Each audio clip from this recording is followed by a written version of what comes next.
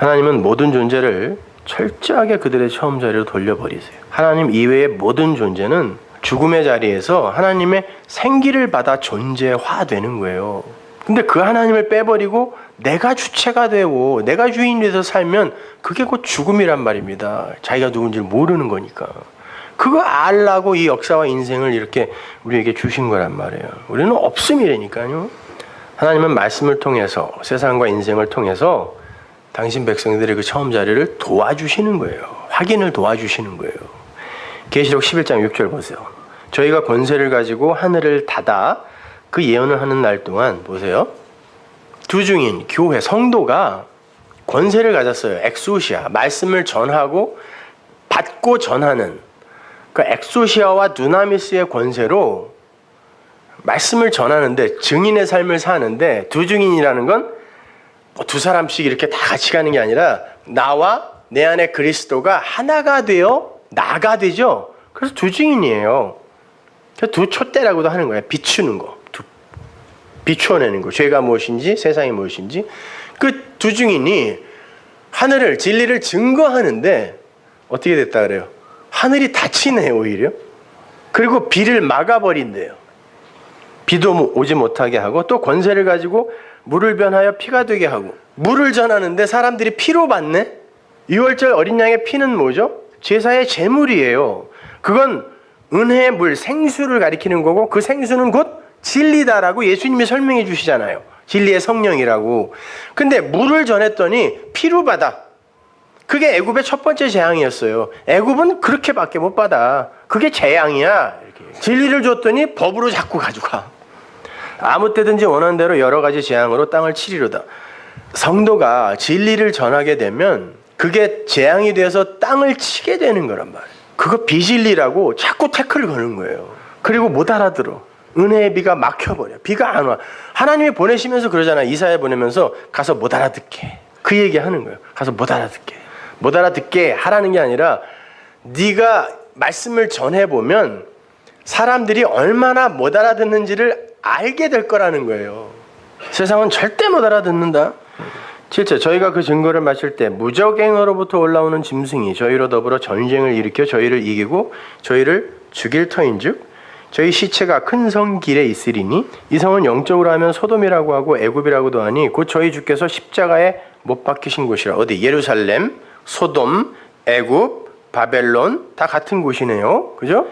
백성들과 족속과 방언과 나라 중에서 사람들이 그 시체를 사흘 반 동안을 목도하며 사흘 반은 예수님의 공생애이기도 하고 예수님의 죽음, 무덤 속의 그 시간이기도 하죠. 우리가 그렇게 죽어요. 그럼 사흘 반 동안 죽어 있다라는 건 여러분의 인생이 날마다 죽는 죽음 안에 있다라는 거예요.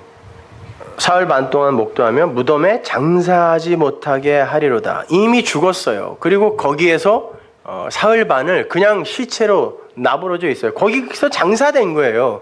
근데 굳이 장사하지 못하게 세상이 막는다 그래요. 왜? 장사를 하면 그리로 다시 가면 안 되거든요. 그렇기 때문에 장사 못하게 하는 거예요. 거기에 못 묻히게 하는 거죠. 이 두 선지자가 땅에 거하는 자들을 괴롭게 한 고로 보세요. 진리를 올바로 전하면 사람들이 괴로워해요. 세상 사람들이 아니라 예수 믿는다는 사람들이요. 바벨론이라는 건 저 세상이 아니에요, 여러분.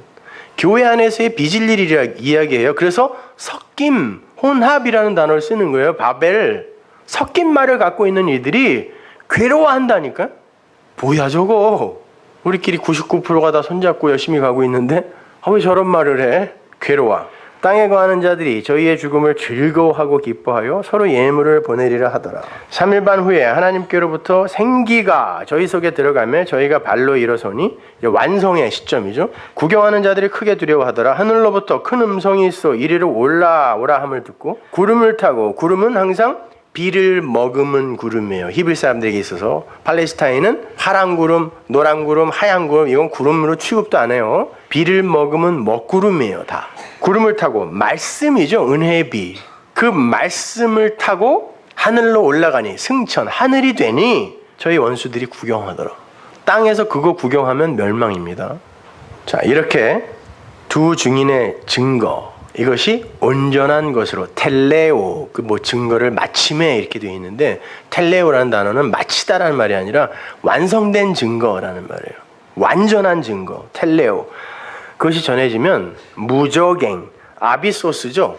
아비소스, 그러니까 무슨 지옥, 어디 뭐 용이 갇혀 있는 곳, 이렇게 이제 사람들이 이해를 하는데, 무저갱이라는 말은 한문은 그런 말이 맞지만 끝이 없는 갱, 굴. 아비소스는 바다라는 말에서 나온 말이에요. 저주의 바다, 진리가 아닌 거. 거기에서 그걸 갖고 가르치는 자가 짐승이에요. 그러니까 성경을 갖고 진리가 아닌 비진리로, 율법으로 그 성경을 가르치면 그가 거짓 선지자, 짐승이에요. 예수님을 그 아래의 물, 바다, 그 율법으로 이해를 하면 그 예수가 짐승이 되는 겁니다. 그 예수님은 그리스도 진리를 품고 왔는데, 그분을 율법으로, 법으로, 문자적으로만 보고 이해를 하게 되면, 그리고 그분을 추억하고 그분의 한 일을 자꾸 그리워하게 되면 그분을 짐승으로 만드는 거예요, 우리가. 근데 그 아비소스에서, 그 아비소스와 비슷한 말이 뭐예요? 하데스. 하데스가 뭐라고 했어요? 말이 없는 곳. 지옥이라며요, 거기가. 말이 없는 곳, 말을 못하는 곳, 참 진리가 없는 곳이 하데스예요. 불이 막 활활 타고 야차들이 막 삼지창 들고 있는 그런 곳이 아니라 진리가 없는 곳이 지옥이에요. 거기가 하데스, 아비소스에서 그걸 갖고 가르치고 이게 진짜라고 그 주인으로 행세하는 자가 짐승인데, 그 짐승이 아나바이노, 위로 올라온다. 아나라는 건 에피와 달라요. 에피는 이렇게 어디 위에 공간적으로 위에 있으면 에피의 전치사를 쓰지만, 아나라는 건 위에 탈공간적 단어란 말이에요. 그러니까 위의 것, 위로 난다라고 할 때 그 위. 자, 저주의 바다, 아비소스.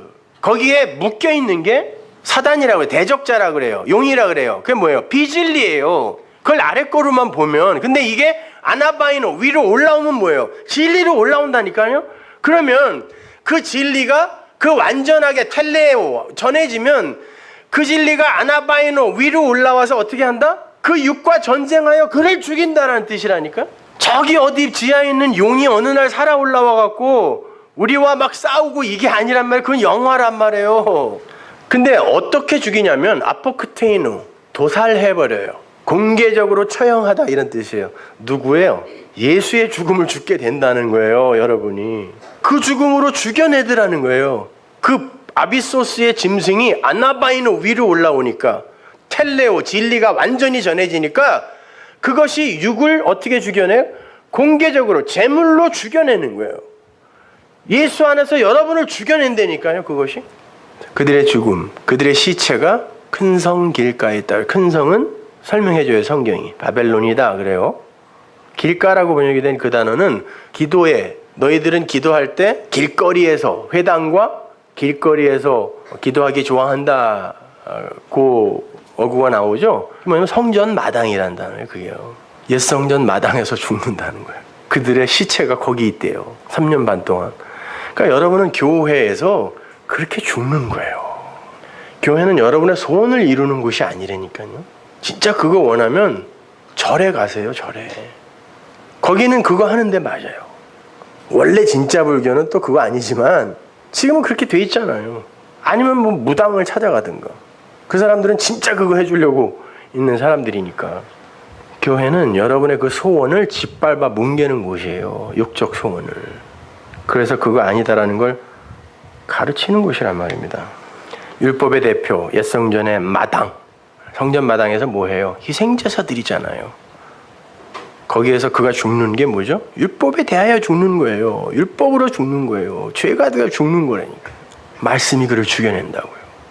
그의 증거가, 삶으로 증거하는 그의 삶이 그를 그렇게 죽게 만드는 거예요. 그리고 거기에서 장사되는 거예요. 장사된다는 건 그리로 다시는 안 돌아간다는 거니까 세상이 장사 못 지내게 막는 거예요. 여기가 맞다고.